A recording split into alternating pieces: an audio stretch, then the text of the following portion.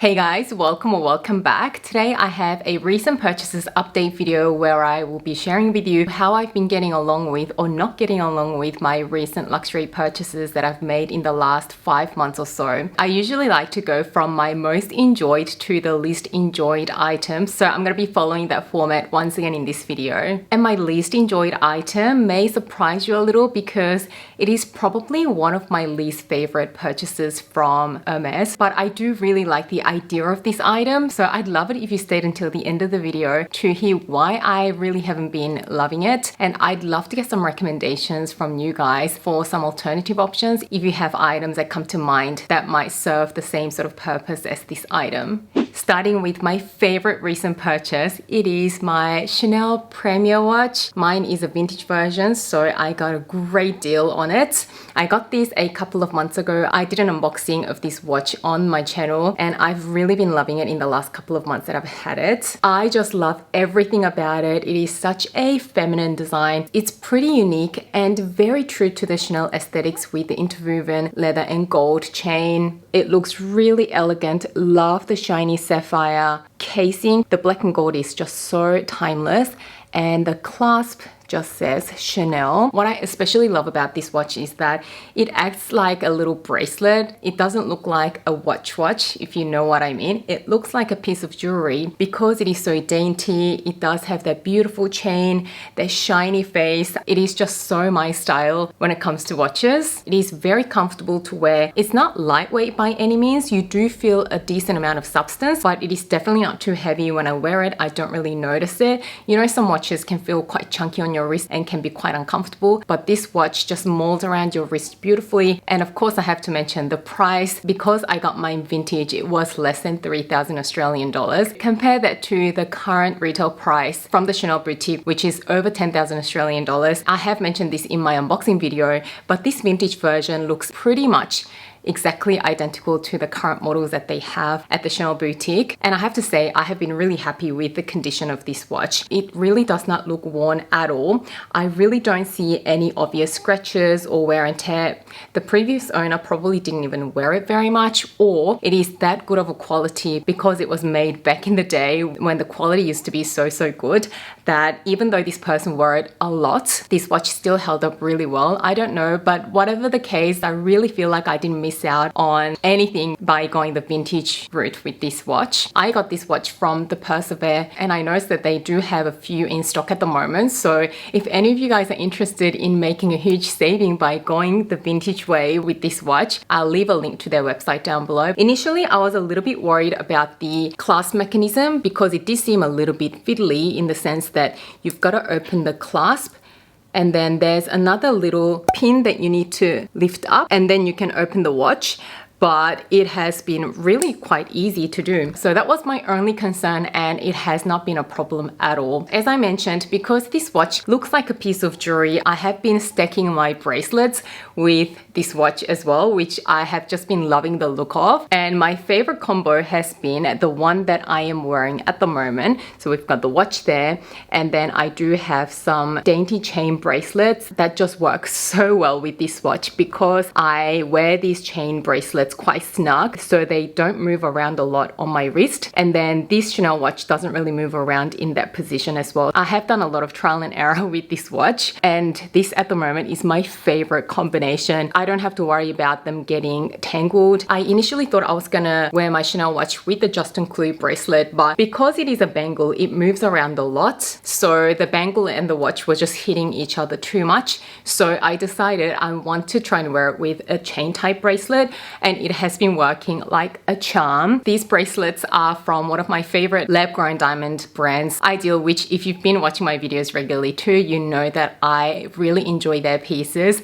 And I have worked with them for quite a number of years now, and I am so grateful to say that this portion of the video is once again in collaboration with Idyl. I'm sure a lot of you are already quite familiar with Idyl, but in case you're new to Idyl, they are a brand specializing in lab-grown diamonds. So their pieces have real diamonds, but at a fraction of the cost of the traditional mine diamonds. And what really makes them special is their specialty in the modularity concept, where you can mix and match their pieces. So you buy the base once and purchase different add-ons to create different different looks, as I always do with my earrings and necklaces. So you can purchase the diamond base studs once. You can either do a simple day-to-day look by just wearing the stud alone, or purchase different add-ons to create different earring looks. This is my newest add-on, which is called the Tara. I thought this would be a great addition for the upcoming festive season.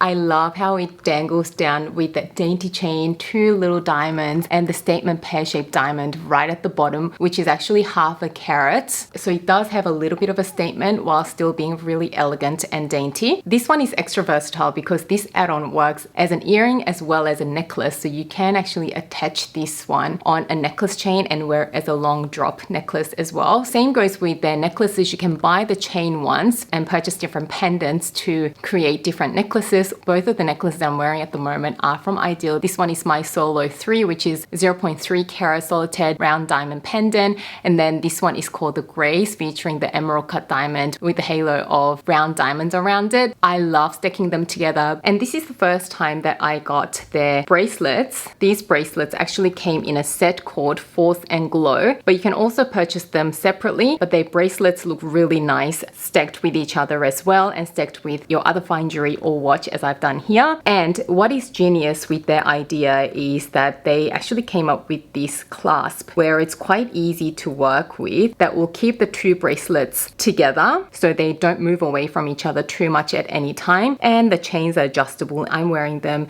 at the smallest setting so that it is quite snug around my wrist next to my watch. Of course, all of their jewelry is made with 14 karat solid gold, white gold or rose gold. I do feel their pricing pretty fair when I compare to pieces from local jewelers that have lab-grown diamond pieces with 14 karat gold. But whenever I go to the local jewelers and look at the lab-grown diamonds, I'm just never really into their designs. They just don't seem to have really good designs, and a lot of them look a little bit dated, but I just love how Idyl pieces look really trendy but still quite classic. And I do love their quality control, that every piece is made in-house in Belgium, so every process can be closely monitored. Some of the Idyl pieces that I have in my collection have been with me for 2-3 years now, and I don't baby them at all because they are just solid gold with some diamonds, and I wear them in the shower, I wear them to the gym, in the rain, and they all look exactly the same as the day I got them. So with companies like this, I just really love having an ongoing relationship with them and doing collaboration videos with them because I really do truly enjoy their items. If you ever bump into me in Sydney somewhere, you will see that I am always wearing something from Idyl, so I can wholeheartedly recommend them to you. Also, with the upcoming festive season, I think Idyl pieces make for a really great gift to self or to your loved ones. They always have really thoughtful, beautiful packaging, and I love the little goodies that come with the package. This time I got the wooden box again, which I really love, as it is the perfect place to store all my dainty jewelry in. So yeah, I'll leave links to all my Idyl pieces in the description section below, along with my discount code. So if you like any of the pieces, please go ahead and check them out. Thank you again to Idyl for working with me on this video once again. Moving on to my second most enjoyed recent luxury purchase. It is my Celine Triomphe sunglasses. I think these are just called the Triomphe 04. The original ones I think are called the Triomphe 01, which was the initial pair that I was really interested in. It does have a more rounded shape, but it's quite similar to this one that I have in the sense that it does have the chunky legs and the Triomphe logo on the sides. But the problem with the original pair was that the nose bridge was quite shallow, so the frame always touched my cheeks. And then I came across this version where it is a little more friendly for those of us who have smaller noses, because this particular model has the extended nose bridge. So when I tried this one on, I noticed straight away that it was really comfortable to wear and the frame stayed clear of my cheeks. I have been absolutely enjoying these because they just make me feel so chic instantly by just putting these on. I wore them a lot when I was in Bali. I feel that they really complement my face shape quite nicely. So it's just been a pair that I've been really enjoying. As we're heading into summer here in Sydney and we do have some really strong sunny days, I am sure I'm gonna be getting a lot of wear out of this one. The only thing that I sometimes think about is I kind of wish that I got this in the tortoiseshell. Actually, sometimes I do like the all black look, and sometimes I feel like this looks a little bit too harsh. If I lived in Paris or London or even in Seoul in Korea, I think that the all black look will be really chic, but in the sunny Sydney, Sydney, a lot of the times we are actually dressed a lot more casually, and I personally wear a lot of black, but on the whole, Sydney is a very summery, vibrant sort of city that we do tend to wear a lot of lighter colored clothing or colorful clothing. So sometimes I do wonder if this looks a little bit too serious and too rigid in a sense, and if the tortoiseshell one would have given me a softer look that will go with all my sort of summery colorful dresses. So for a moment I was really tempted to buy another pair exactly the same as this in the tortoiseshell, but then I thought that might be a bit of an overkill. These glasses are not cheap. They come in at around 700 Australian dollars, so it is something that I'm still having a think about, but for the time being I think I should just stick to the one pair. I do have some other brown pairs that I really love from Gentle Monsters, which is why I got the black pair in the first place, but you know, there's just something about this pair that I really love, so who knows, I might still decide to get the tortoiseshell pair. Let me know what you guys think, whether owning two pairs in the exact same style is a bit of an overkill, or do you think once you find a pair that you really love that works well on your face, is it actually worth it to get two pairs in the same style? Do let me know what you think. Next up, I have a bag which is this Atelier's August Monsieur bag in this tan brown color in the box leather. Full disclaimer, this bag was kindly gifted to me by the brand a few months back. I again did a video explaining why I chose this one and what purpose it serves in my collection. So I won't repeat myself too much again, but in a nutshell, this has been a great all-round versatile crossbody bag that I've just been really enjoying. It works with so many occasions, different outfits. It is one of my go-to bags when I feel like carrying a very high-end, expensive designer bag is a little inappropriate for the occasion. I do love this as an option for something that has a great quality that looks quite luxurious but without that crazy price tag. I usually store my bags with the strap tucked in, but when I wear it, it kind of straightens out again. I do really love the craftsmanship. After consistent wear in the last few months, as you can see, it's been holding up really well, especially being in smooth style leather. I mean, look at that. It looks immaculate. I just really love the clean lines. It is a very simple design, not a lot of bells and whistles to it, which makes this kind of bag really timeless and easy to wear. It has an easy magnetic closure. I do find that with some magnetic closures on bags, the magnet is either too strong or too weak. I remember when I used to have the Saint Laurent Lulu bag, that magnet was just so strong. Every time I tried to open the bag, I felt like I was really stretching the leather because I had to really pull the magnets apart. Whereas this one, it does have a really strong magnet, but it is that right amount of strength that it's still quite easy to open. So I've been finding getting in and out of this bag really easy. Capacity makes it even more practical. You can fit all your daily essentials and a pair of glasses on top. I do love how it's got that one simple slip pocket at the back for parking tickets and whatnot. I do like how the strap is adjustable in length, so it'll work for all different heights, and if you want to wear it crossbody or shorter style, you can adjust the length accordingly. The only thing is I kind of wish that it did have a back slip pocket. I think a back slip pocket will work really beautifully and seamlessly with this design, and it'll add even more functionality. But really, at the price that we're paying for this bag, which is under 500 US dollars, I am definitely not complaining. I definitely still think that this is a great value for money, luxurious bag. I do also happen to have a discount code with them still active, I think. So I'll leave that code on screen and in the description section below in case you want to check out this bag as well. But yeah, I've been really enjoying this bag. All right, next up is another bag that I thought I was gonna really enjoy so much, but after a few months of wear, I have found this to be slightly disappointing. So we're tipping over to the not the best purchases part of this video. So this is my Longchamp Le Pliage mini pouch that I've converted into a bag. When you purchase this, it only comes as a top handle pouch, but there are so many companies that sell these conversion kits that you can attach to the handles and turn this into a crossbody or shorter bag. I mean, for the price that you're paying at 185 Australian dollars, I think that this is still a really cute looking bag from a heritage French brand. And you know, I still enjoy wearing this. I still still think that it looks so cute. I just love the look of it. But I do have a couple of niggles with this one. One is I was a little bit disappointed with the wear and tear. I've only had this for, I'd like to say 3 months, and I've owned so many Longchamp bags in the past, the larger Le Pliage totes,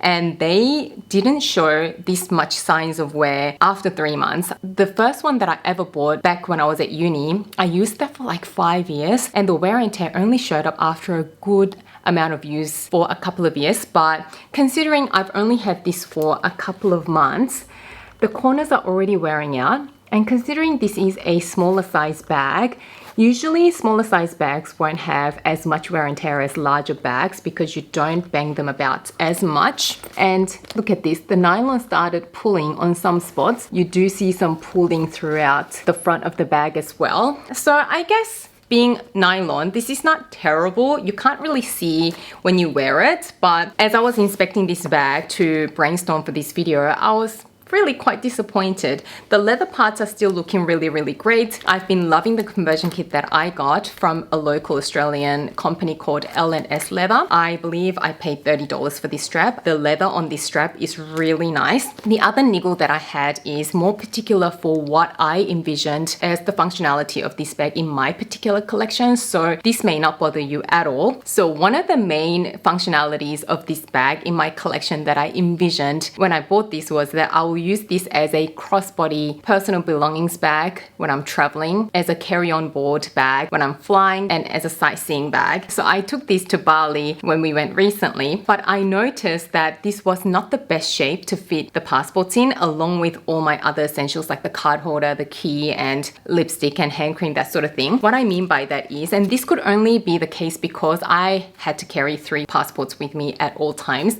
mine, my hubby's, and my babies. So what I noticed when I had a whole lot of other things in there with the passports is that the passports from the base of the bag kind of stuck out to the zipper. If you have nothing else in there, obviously you have no problems fitting 3 passports in.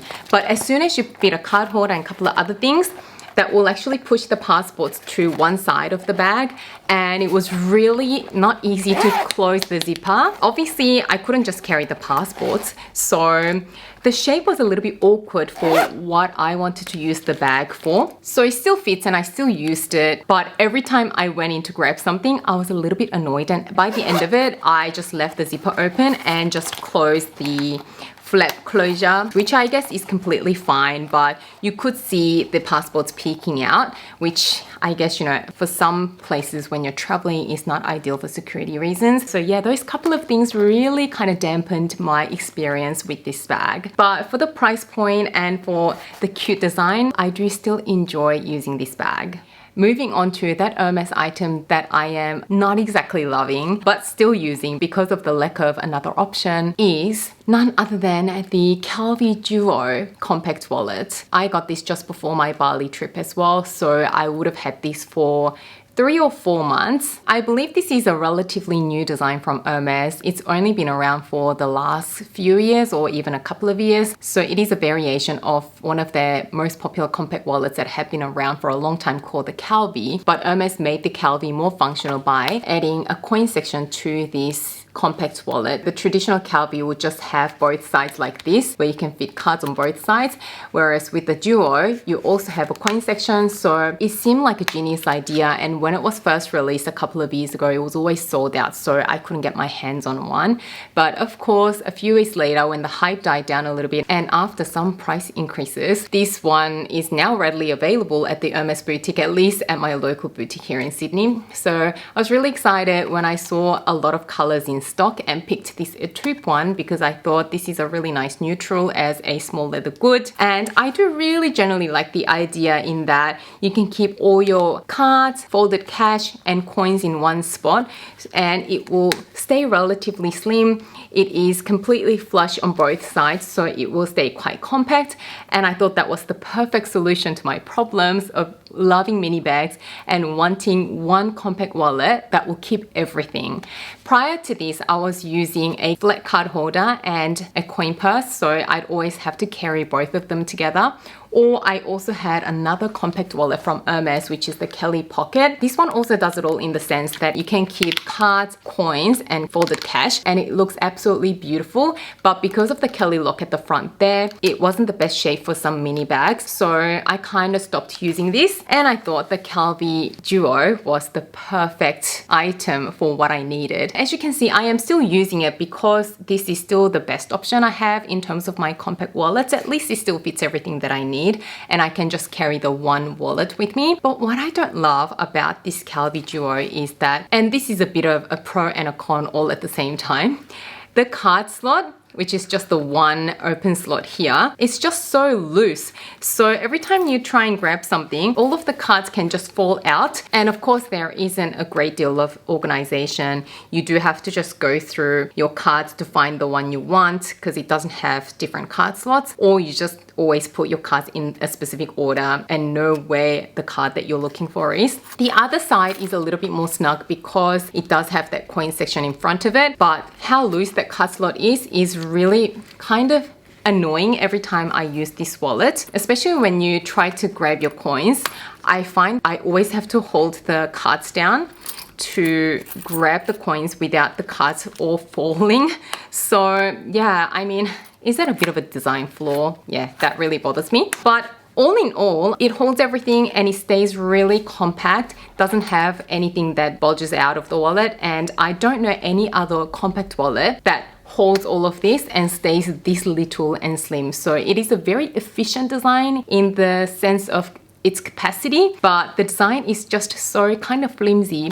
So I'd love to know if you guys have any other suggestions of compact wallets or card holders that fits everything, stays this slim, that doesn't have this issue of things just being too loose in there. Do let me know. I still haven't found anything like that on the market. I just want to say, I feel like Hermes small leather goods, like their wallets and things, are probably not the best of designs. I love a lot of their other things, like obviously their bags, a lot of their ready to wear, love their shoes, some of their fine jewelry, love their silks and some of their tableware. But when it comes to small leather goods, I'm not sure. I don't really love them. The only thing that I really love is actually the Bastia coin purse. But other than that, I really haven't found an Hermes small leather good that I really love. So yeah, that is my least favorite item to date from Hermes.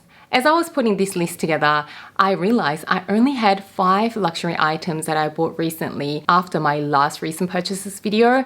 So I noticed that I really slowed down on shopping. I guess it is a little bit of a natural progression if you're not a huge collector. Once you're happy with your core collection, you do tend to slow down with your luxury purchases. So yeah, I was actually quite surprised how little number of items I had to include in this video, but it also made me feel really kind of happy and felt like I was being really responsible. So yeah, I'm really happy with how I am slowing down because there's not a lot more that I really need. Anyway, don't forget to check out Idyl's pieces through the links in the description section below.